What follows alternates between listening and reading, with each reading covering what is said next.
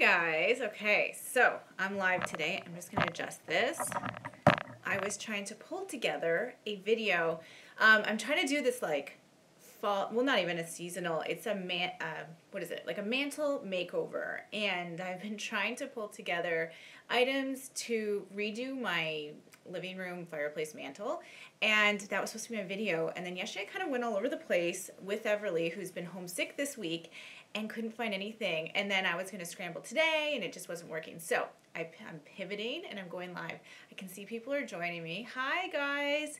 So I'm really excited to do a Q&A. I actually haven't done a Q&A in a while. So definitely start leaving me any of your questions you have. And also say hi. I'd love to see who's joining me. And but yeah, I was just saying I had to kind of pivot because I was going to do something else today. But I wanted to talk, I was thinking about like this video I wanted to make, and I was at a lot of events last weekend, and I was having this conversation with someone who asked me a question that took me a second. Like I usually am like, I can answer things, and it took me a second to think of what my answer would be. And the question this person asked me was, what is the biggest lesson that I've learned from my kids? And I couldn't even think about what the answer of that would be. And so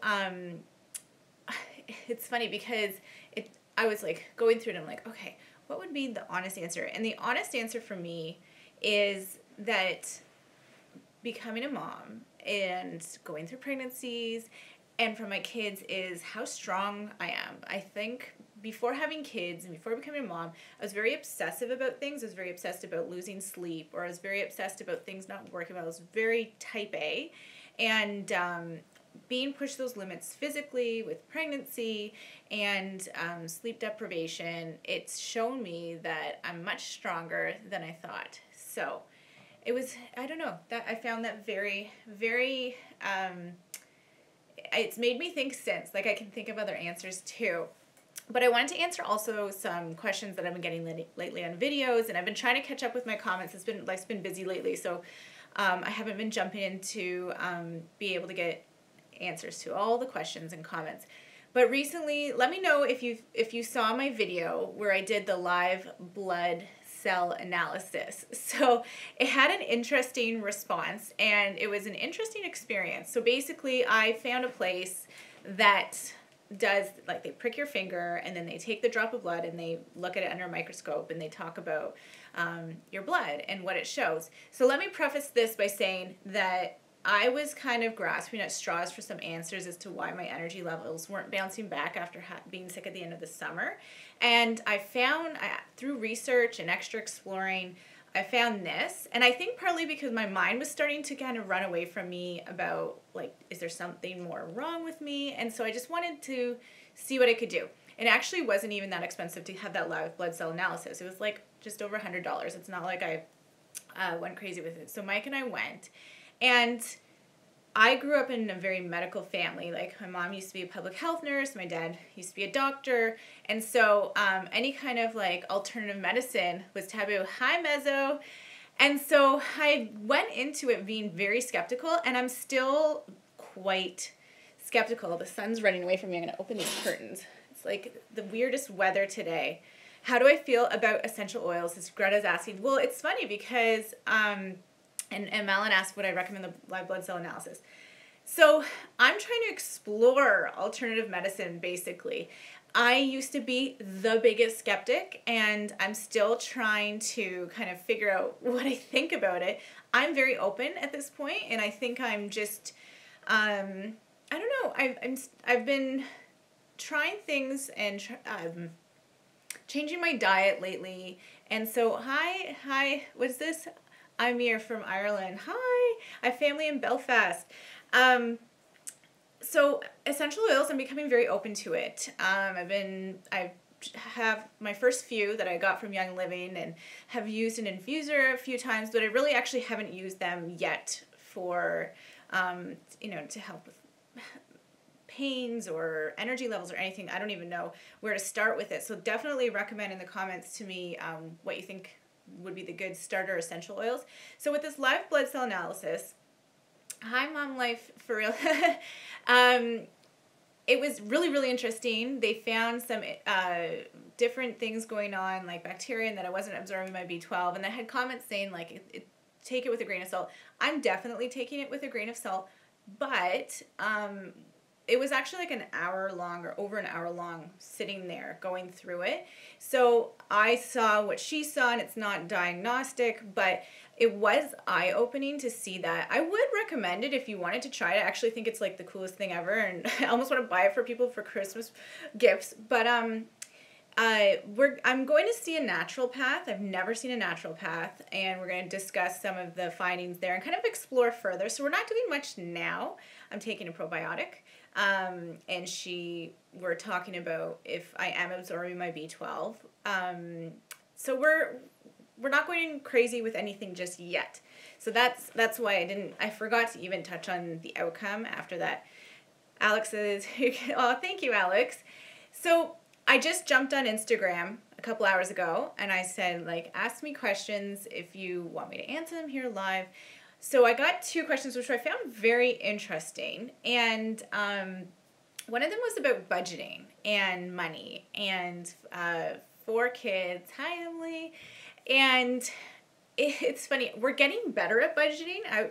I'm pretty honest about when we went through a bit of a survival mode there with our twins, and just life in general for a while was just crazy. And so we spent a lot and didn't keep an eye too much on some of the debt. So now, and Greta's asked, how long did it take you before I made money on my blog?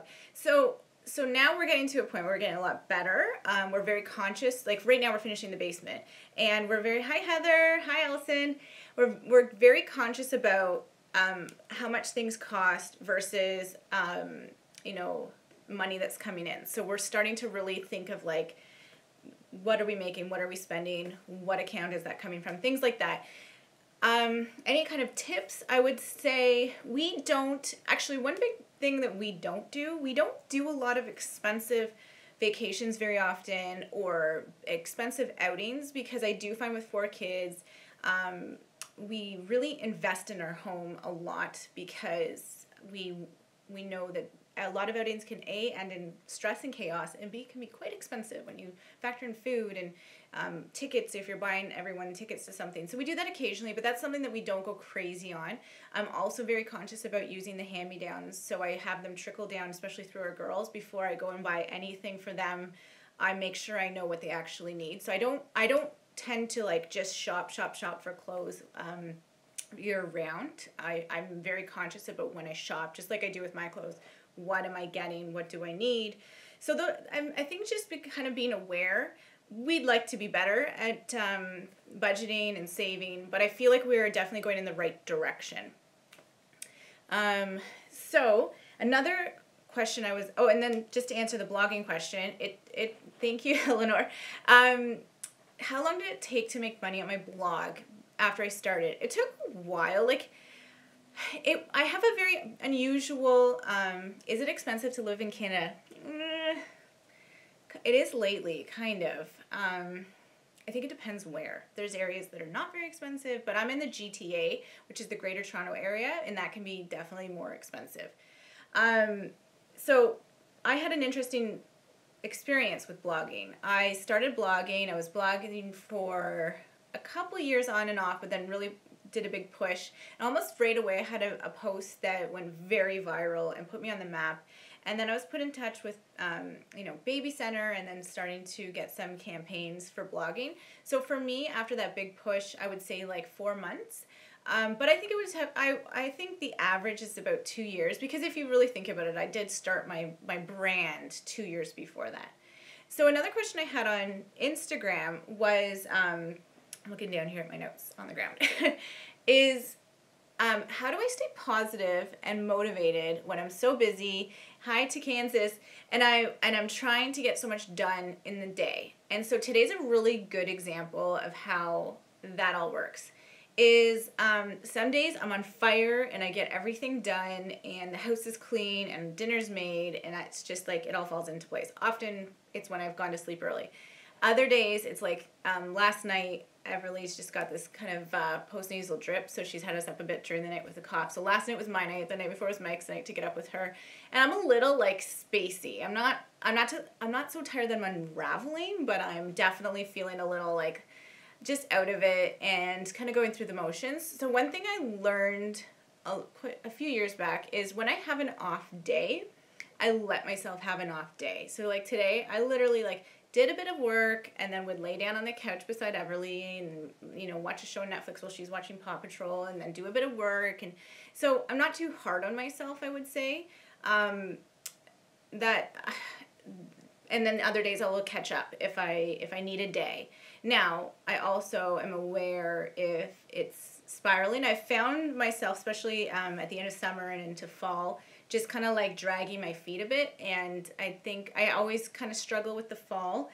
And so I'm actively just taking some stuff off my plate, knowing that fall for me, I just need a bit more time to get things done. So I think I'm very in tune with my body and I'm not too hard on myself. And the days that I am really on the ball, I take advantage of those. So I'm not going to stand here too long because I got a sick one over there and I got to get ready to go get the kids. But if anyone has any questions, leave them below. I saw a lot of comments, but I didn't see too many questions. And I'm just trying to think if there's any other questions that were asked a lot recently in the videos. But I'm still keeping on with the KonMari stuff. In fact, I think other than like doing the push with our basement, one of the bigger pushes we're going to do soon is with Beau's room. It's just like, it is not working. Like, day beds are cute, but they're not practical. So, oh, here's a question from Allison. Were our girls in the NICU? And she knows a lot of twins that are. No, ours weren't. But I carried them to full term, and then I had my scheduled C-section at 37 weeks and 4 days. They were both around 6 pounds. We actually don't have an accurate weight for them because there was this big, crazy push. Mia was born first, and then Everly was born, and she was indrawing when her chest was like caving in a bit. And so there was a big scramble to weigh them. There were blankets on the scale, and so we don't have an accurate like weight from. So I would say around 6 pounds, but she went to the NICU for about 30 minutes and they got her breathing under control. So I was supposed to be in the hospital for 3 days with them. Thank you. She's like, that's awesome. Yeah, it's awesome. My body had a hard time, but man, those two, they did really well. Oh, this is interesting. Greta has a good one. So no, she didn't. We had to stay a couple extra days just to make sure her weight was catching up. But no NICU time for them. So Greta was asking about my scar. So do you see this scar here? So I had my thyroid removed. So she said she knows she had my thyroid removed, but she'd love to know the story and why I had it actually removed. So about 15 years, so I was finishing high school, and there was something wrong with me and I didn't know what. And my mom was like, she could tell too. Like I just kept saying, I don't feel, I was already with Mike. We started dating when we were about 18. And I just didn't feel well. My energy levels were low. I had a lot of stomach aches, and I also couldn't, oh, and there's a question about Dana. I'll get to that one. I also couldn't focus well, and so we did so many tests. I got misdiagnosed with like ADHD. I had all these stomach tests. They were checking if I had something going on with my stomach. There was nothing. They did see I had IBS, but that wasn't the problem. So finally my mom switched doctors, and immediately she's like, I'm testing your thyroid.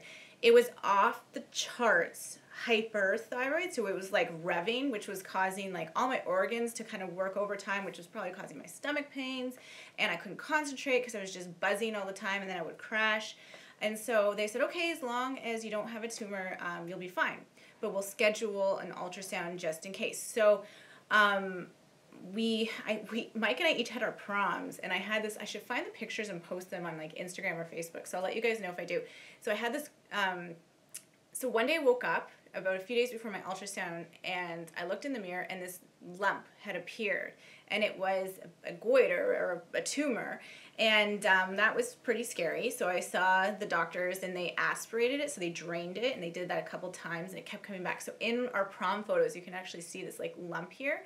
So then after lots more tests, they tested it wasn't cancerous, but they were worried because I was so young and it was just so inflamed. They're like, we're going to do a complete thyroidectomy. I wonder if they would still today do a complete thyroidectomy, but they're like, we're taking the whole thing out. So I had my surgery, and when they did it, has a resistant mix of hypo and hypo, which I understand. I'm still trying to understand it all. Yeah. So I had the complete thyroidectomy. They had to actually take out 2 parathyroid glands. You have your thyroid right here is like a butterfly, and then it controls like your hormones and things like that. And then you have, I believe, like this, you have parathyroid glands, and they control your calcium. They had to take out 2, one on purpose and one kind of they didn't realize till after, because it was so inflamed and angry. My thyroid and everything was all twisted that they had to take those out with it. And so they did test it again after, and it was hyperplastic, which means it was in a state of change, which was probably, if they'd left it, would have turned into cancer. So I've never had problems with my calcium levels, so those 2 parathyroid glands are working, but I do have to take thyroid medication every day. I would say to Mike, I'm like, I couldn't get stranded on an island or anything, because if I don't have my medication, I can't live without that. So that's my thyroid story. And I actually had a lot of reactions to medication in the hospital. You can actually see, if you look really close, see that scar? That's where my draining tube was.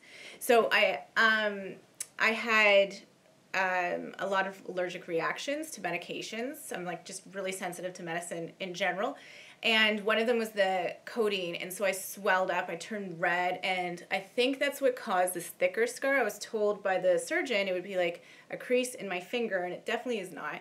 So it's not as red as it used to be or raised. It's not a keloid scar, but it's just definitely thicker than it was ever supposed to. So I've seen a couple plastic surgeons to see if I can have it revised, and by each of them I've been told that there's a very good chance, because of just my skin type there, that it would go right back to what it is, and the year after having the surgery, it would look way worse, and it's probably not worth it. So I've just decided that it's part of me, and it really doesn't bother me. In fact, I forget about it all the time. I never really think about it until every once in a while. It's always an adult. It's never a kid for some reason. That like someone will say something like, "Oh, what, did you try to slit your throat, or did someone try to attack you?" So it's just it doesn't bother me though, and I really forget about it half the time. But I definitely, Holden did make me love it. He's like, he always asks me about my scar, and he's like, I want to be a surgeon to fix, you know, people like you and everything. And so, yeah, no, it's a part of me now, and I just really forget about it half the time. How is Holden doing with his processing disorder? His story is so similar to my son's. He's doing really, really well. In fact, he's really amazing us. He has his speaker and the microphone in his classroom, which is totally helping him.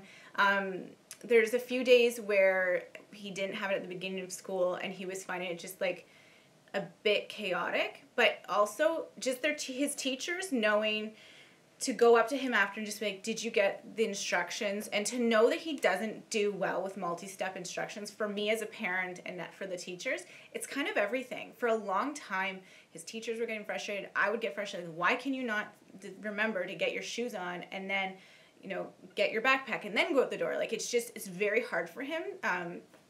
So what is processing disorder? So Holden has auditory processing disorder. So when someone's, when he is, so the type he has is he has a very hard time processing information when there's competing noises. So if a TV's on and someone's trying to tell him something, he can't seem to get, there's nothing wrong with his hearing, but it's the signal to the brain just gets a little muddied, and he can't seem to process that information. And it took, it was something that thank you, Christina.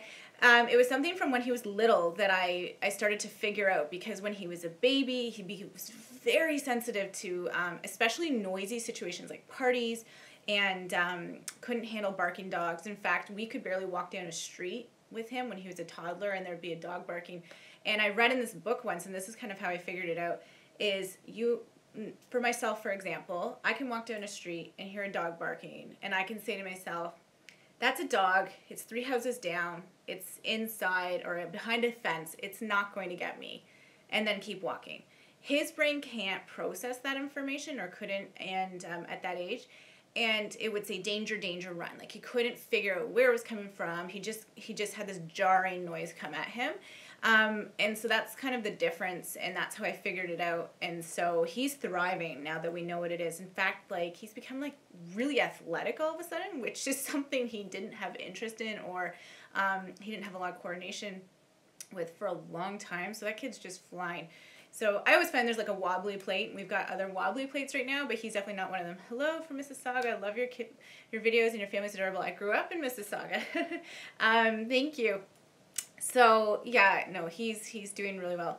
Are there meds that he takes? No, he's not on any meds or anything like that. It's just for auditory processing disorder. Hi Fiona, hello to Barry. He just, we're okay with him putting his noise canceling headphones on and his iPad when he gets in the door, especially from school, just to decompress and block out noise. And we know that he has a hard time with multi-step instructions, and he has his teacher wears a microphone, and there's a speaker in the class that just helps her stand out from the noise in the classroom. So that's how we work with him. And yeah, he amazes me. And I think we had so much trouble with him when he was younger. He had a language delay, and he did have some sensory processing issues. Emily loves my glasses. Thank you. But yeah, when he was little, it was very stressful, very scary. But Mike and I were just saying the other day to each other, like, we wish we could go back, like, 6 years or 7 years when Holden was a toddler, and just say to ourselves, like, it's scary now, keep doing what you're doing, keep working with him, but like he's gonna be more than fine. So yeah, because those were some very scary, stressful years with Holden before we knew what was going on. Anyways, I've gone over 20 minutes, and that was kind of my mark. I gotta go check on Everly. She's binge watching Paw Patrol today. So, but I knew she didn't feel well, because I said to her today, I go, who are you? Are you Chase? Are you Everest? Because she will not let us call her Everly. She goes, no, I'm Everly today. And so I was like, oh, you don't feel well, because you're not even like, you're not Belle, you're not any character today. So she's perking up, though. It's more just, it's a viral cold. So I will see you guys soon. Thank you so much for joining me. And if you don't follow me, I guess, on Instagram or Facebook, definitely go find me there, and I will be sharing lots of articles that I love, and also on Insta stories. You can always stay up to date with us day to day and figure out what we're up to. I love Insta stories, actually. That's like my thing lately. I just like to see what everyone's doing. So what Fiona wants to know when my next live is, I'm not scheduling them right now, but I will try to give you guys more of a notice. It tends to be when things like today, like I have a sick kid at home, and just my video that I'm working on just needs to be delayed because it's not falling into place. So it's kind of a last minute thing. That's why Instagram's great, because this morning I was able to jump on and be like, I'm going to be going live today.